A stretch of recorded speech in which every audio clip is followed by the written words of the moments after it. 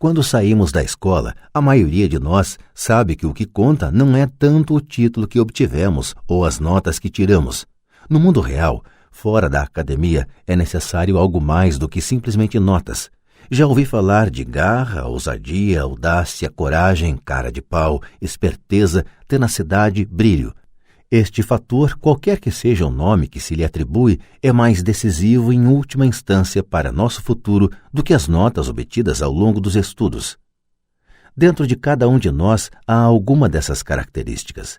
Existe também o reverso das mesmas, pessoas que, se necessário, se ajoelhariam suplicantes.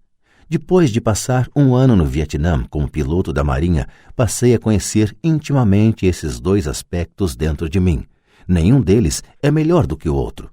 Contudo, como professor, reconheço que são o medo excessivo e a falta de autoconfiança os grandes empecilhos à manifestação do gênio pessoal. Partia-me o coração ver estudantes que sabiam as respostas e que, no entanto, não tinham a coragem de agir em consequência.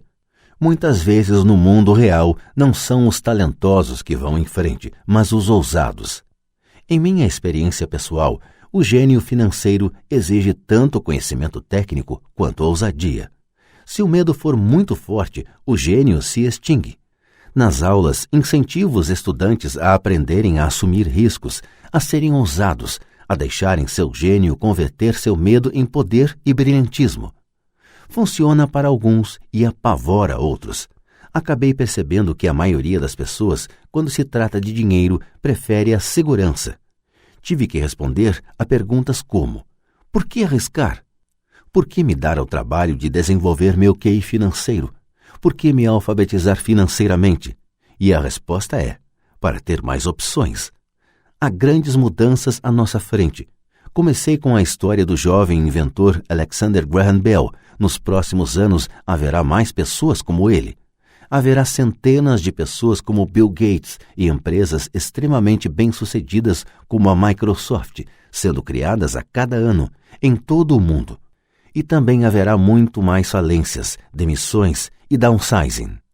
Então, por que se preocupar em desenvolver o QI financeiro?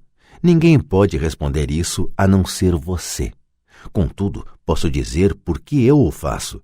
Faço porque esta é a época mais empolgante para se viver.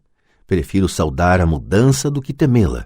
Prefiro me entusiasmar com a possibilidade de ganhar milhões do que me preocupar com não conseguir um aumento de salário. O período em que nos encontramos é arrebatador, não tem precedentes na história mundial. As gerações futuras olharão para esta época e verão o quanto de vibração deve ter havido. Terá sido a morte do velho e o nascimento do novo. Terá sido tumultuada e empolgante. Então, por que se preocupar em desenvolver o QI financeiro? Porque se você o fizer, poderá prosperar muito. E se você não o fizer, este será um período apavorante. Será uma época em que as pessoas seguem ousadamente em frente, enquanto outras se agarram a modos de vida decadentes. Há 300 anos, a terra era riqueza, de modo que quem a possuísse, possuía a riqueza. Então apareceram as fábricas, e a produção e os Estados Unidos ascenderam ao domínio. Os industriais eram os donos da riqueza. Hoje é a informação. E a pessoa que tiver a informação na hora certa terá a riqueza. O problema é que a informação voa em volta do mundo à velocidade da luz. A nova riqueza não fica restrita por limites e fronteiras, como ocorria com as fábricas. As mudanças serão mais aceleradas e dramáticas. Haverá um aumento impressionante de novos multimilionários e haverá também os que ficam para trás. Atualmente vejo tantas pessoas com dificuldades trabalhando mais arduamente simplesmente porque se agarram às velhas ideias. Querem que tudo seja como era antes. Resistem à mudança. Conheço pessoas que estão perdendo seus empregos e suas casas e que culpam a tecnologia ou a economia ou o chefe. Infelizmente, elas não percebem que elas próprias podem ser o problema. Velhas ideias são seu maior passivo. É um passivo simplesmente porque não conseguem perceber que aquela ideia ou maneira de fazer alguma coisa que era um ativo ontem não mais existe. Uma tarde estava ensinando a investir utilizando um jogo de tabuleiro Cash Flow que inventei como uma ferramenta de ensino. Um amigo tinha trazido consigo uma conhecida para assistir à aula. Essa conhecida tinha se divorciado recentemente, sendo grandemente prejudicada pelo acordo feito e agora estava à procura de respostas. Seu amigo pensou que a aula pudesse ajudar. O jogo foi criado de modo a ajudar as pessoas a entender como funciona o dinheiro. Ao jogar, aprendem a interação entre demonstração de renda e balanço. Elas aprendem como o dinheiro flui entre os dois e como a trajetória para a riqueza depende de aumentar o montante gerado mensalmente pela coluna de ativos até o ponto que este supere nossas despesas mensais. Uma vez atingido esse ponto, você pode abandonar a corrida dos ratos e entrar na pista da alta velocidade. Como disse, algumas pessoas odeiam o jogo, outras adoram e algumas não entendem. Essa mulher perdeu uma valiosa oportunidade de aprender. Logo no começo do jogo, ela tirou um cartão em que aparecia uma lancha. No início ficou feliz. Oh, ganhei uma lancha! Então, quando o amigo tentou lhe explicar como funcionavam as contas de sua demonstração de renda e de seu balanço, ela ficou frustrada porque nunca gostara de matemática. O resto dos jogadores de sua mesa ficou esperando enquanto o amigo lhe explicava a relação entre demonstração de renda, balanço e fluxo de caixa mensal. De repente, ela percebeu como os números se encaixavam e que a lancha a estava comendo viva. No correr do jogo, também foi atingida pelo downsizing e teve um filho. Para ela, foi um jogo terrível. Depois da aula, seu amigo se aproximou de mim e disse que ela estava perturbada. Viera para a aula pensando em aprender a investir e não gostara do tempo gasto com um jogo bobo. Seu amigo tentou levá-la a pensar se o jogo não teria se refletido nela de alguma forma. Com essa sugestão, a mulher pediu o dinheiro de volta. Disse que a mera ideia de que o jogo pudesse ter algo a ver com ela era ridícula. Seu dinheiro foi rapidamente devolvido e ela foi embora. Desde 1984, ganho milhões simplesmente fazendo o que o sistema de ensino não faz. Na escola, a maioria dos professores faz exposições. Eu detestava exposições quando estudante, logo me aborrecia e minha mente começava a divagar. Em 1984, comecei a ensinar por meio de jogos e simulações. Sempre incentivei os estudantes adultos a pensar nos jogos como uma reflexão sobre o que eles já sabem e sobre o que precisam ainda aprender. É um sistema de feedback instantâneo. Em lugar de um professor fazendo uma exposição para o aluno, o jogo lhe devolve uma exposição personalizada, feita sob medida para você. O amigo da mulher que foi embora me ligou mais tarde contando o que estava acontecendo. Ele disse que a amiga estava ótima e se acalmara. Depois de mais calma, ela começou a ver alguma relação entre o jogo e sua vida. Embora ela e o marido não possuíssem uma lancha, tinha tudo o que se pode imaginar. Ela estava furiosa depois do divórcio, tanto porque ele a deixara por uma mulher mais nova, quanto pelo fato de, em 20 anos de casamento, eles terem acumulado poucos ativos. Não havia quase nada a dividir. Os 20 anos de casamento tinham sido muito divertidos, mas tudo o que eles tinham acumulado era um monte de badulaques. Ela percebeu, ao fazer as contas, a demonstração de renda e o balanço, que sua raiva decorria do fato de não entendê-las. Ela tinha acreditado que as finanças eram um assunto de homem. Ela cuidava da casa e da vida social e ele tratava das finanças.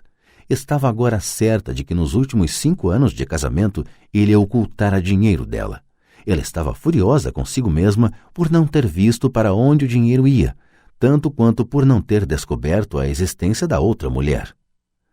Da mesma maneira que o jogo de tabuleiro, o mundo está sempre nos dando um feedback instantâneo. Poderíamos aprender muito se prestássemos mais atenção. Um dia, não muito tempo atrás, queixei-me com minha mulher de que a lavanderia devia ter encolhido minhas calças. Minha mulher sorriu gentilmente e cutucou minha barriga para informar que as calças não tinham encolhido, alguma coisa tinha se expandido. O jogo Cash Flow se destina a oferecer a cada jogador um feedback pessoal. Seu objetivo é apresentar opções. Se você tirar um cartão que o endivida, a questão é: o que posso fazer agora? Quantas opções financeiras diferentes você pode imaginar? Este é o objetivo do jogo: ensinar os jogadores a pensar e criar várias e novas opções financeiras. Já observei pessoas que jogam cash flow. Aquelas que saem da corrida dos ratos mais rapidamente são as que têm um bom conhecimento dos números e uma mente criativa do ponto de vista financeiro. Elas reconhecem as diferentes opções financeiras. As pessoas que demoram mais são as que não têm familiaridade com números e que frequentemente não entendem o poder do investimento. As pessoas ricas frequentemente são criativas e assumem riscos calculados. Há muita gente que ganha rios de dinheiro no jogo, mas não sabe o que fazer com ele. A maioria dessas pessoas também não é bem-sucedida nas finanças na vida real. Todos parecem passar à sua frente. São muitos os que, apesar da quantidade de dinheiro que possuem, não progridem financeiramente. Limitar suas opções é o mesmo que agarrar-se a ideias antiquadas. Tenho um amigo do meu tempo no 2º grau que trabalha em 3 empregos. 20 anos atrás, era o mais rico da minha turma. Quando a usina de açúcar local fechou, a empresa em que trabalhava quebrou junto. Na sua cabeça, ele só tinha uma opção e essa era a opção antiga: trabalhar arduamente. O problema é que não conseguia encontrar um emprego que reconhecesse sua antiguidade na empresa quebrada. Em consequência, ele tem uma qualificação superior ao necessário no emprego atual e seu salário é, portanto, inferior.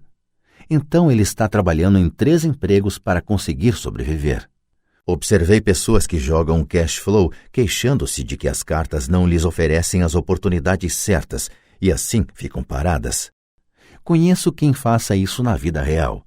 Esperam pela oportunidade certa. Observei pessoas que tiram a carta certa, mas não têm dinheiro suficiente. Então se queixam de que poderiam ter saído da corrida dos ratos se tivessem mais dinheiro e assim ficam paradas. Na vida real, há quem faça o mesmo. Vêem todos os grandes negócios, mas não têm dinheiro. E já vi pessoas tirarem uma carta com uma grande oportunidade, lê-la em voz alta e não terem a ideia do que se tratava. Tem o dinheiro, a época é oportuna, tem a carta, mas não veem a chance que está à sua frente. Não conseguem ver como isso se encaixa em seu plano financeiro para sair da corrida dos ratos. E ainda os que parecem todos esses tipos combinados. A maioria tem uma oportunidade única bem na sua frente e não consegue vê-la. 1 ano depois descobre que todos os outros ficaram ricos. A inteligência financeira é simplesmente ter mais opções. Se as oportunidades não aparecem à sua frente, que outra coisa você pode fazer para melhorar sua posição financeira? Se uma oportunidade lhe cai do céu e você não tem dinheiro e o banco não lhe dá atenção, o que mais poderia fazer para essa oportunidade trabalhar a seu favor? Se seu palpite é errado e o que você esperava não acontece, como pode transformar um limão em milhões? Isso é inteligência financeira. Não é tanto o que acontece, mas quantas soluções financeiras diferentes você pode imaginar para transformar um limão em milhões. É a sua criatividade a serviço da solução de problemas financeiros. A maioria das pessoas só conhece uma solução: trabalhar arduamente, poupar e levantar empréstimos. Então, por que você quer aumentar sua inteligência financeira? Por que você quer ser o tipo de pessoa que cria sua própria sorte? Você pega o que quer que aconteça e o torna melhor. Poucas pessoas percebem que a sorte é criada, do mesmo modo que o dinheiro. E se você quer ter mais sorte e criar dinheiro em lugar de trabalhar arduamente, então sua inteligência financeira é importante.